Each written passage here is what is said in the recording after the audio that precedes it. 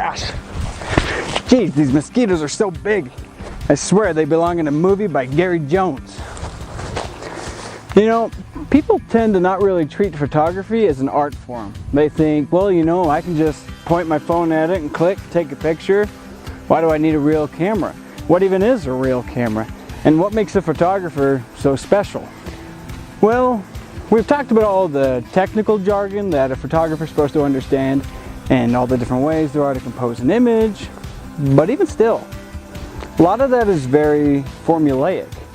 You know, I'm sure, you know, not just anybody can walk up to a scene and firstly knowing where to be and when to be there, set up the camera, set up the tripod, know what settings to set, know how to set the composure and everything, and then take a photo. Or should I say, snap a photo. You know, as a matter of fact, it's kind of a pet peeve of mine when people call professional images snaps or captures, as if all the photographer did was just press a button. And while understanding how to use professional camera equipment and then even understanding how to compose an image, you know, they're both crucial components to creating a professional image.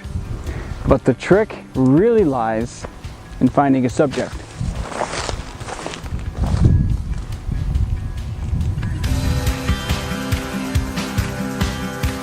This can often be the most difficult challenge in photography. There's a real difference between shooting a couple getting married or a bird in flight versus a landscape scene. And the difference is this. The couple getting married, for instance, they're clearly the subject of the image. The picture is about them. They're the star of the show. Same with the bird in flight. The bird is clearly the subject. And easy. But with a landscape image can be a little more difficult. Because then you ask yourself, well, is the whole conglomerate of everything happening before me, is that the subject? Is just this one thing the subject, or are both these things the subject? Who's the star of the show?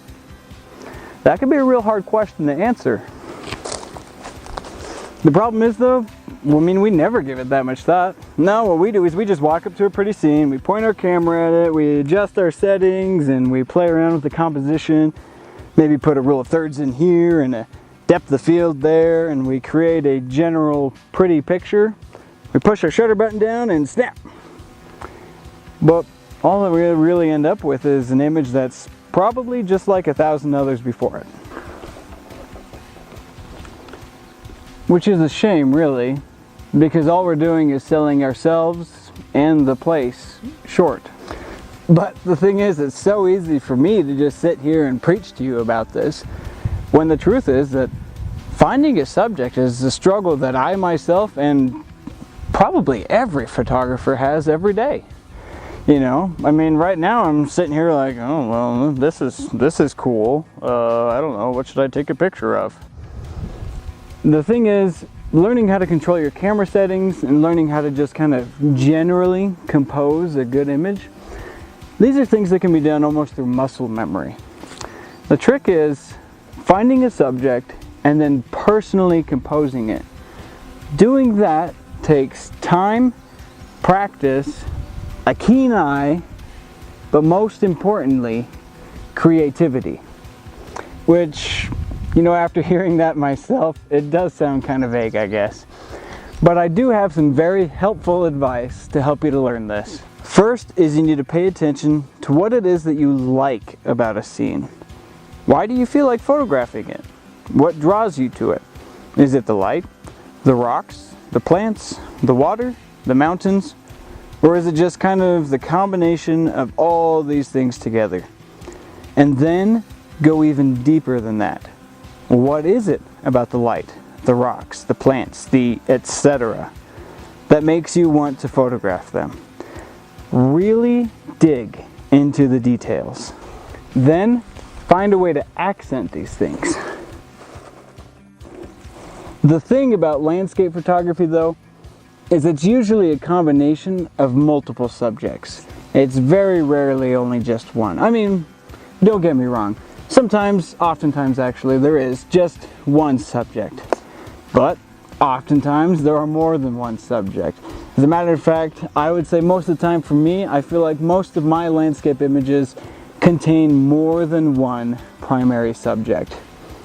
And for me at least, that's one of the things that I enjoy the most about landscape photography. You see, it's the conflict of interests. That, or it's the way that the two interests or multiple interests work together to create the image. So now you've got all these elements that make up this attractive scene before you. What you need to do now is try to put some kind of order to them. Try to organize them in, I don't know, whichever one's largest to smallest, or ugliest to prettiest, or whichever one's closest and to whichever one's furthest away. Whatever way you come up with, just try to put some kind of order to them, to prioritize them in your mind, and which one you want to take precedence over the rest in your image, or how you want them to share the spotlight in the image. So now that you've got some kind of order to your subjects, find a way to display them in such a way where each one gets an appropriate amount of spotlight to emphasize it throughout your image.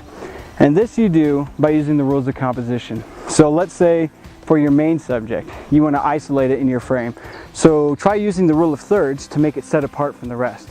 And then you can adjust your depth of field in order to add a little contrast to your secondary subject. And then from there, maybe use some displacement between size or shapes or whatever it may be to make your other subjects stand apart. Maybe even try getting as low in the frame as possible to emphasize some kind of aspect of your image.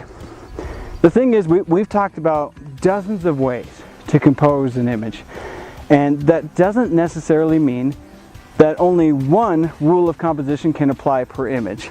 It applies per subject, really, and even then you can apply different rules of composition to each subject.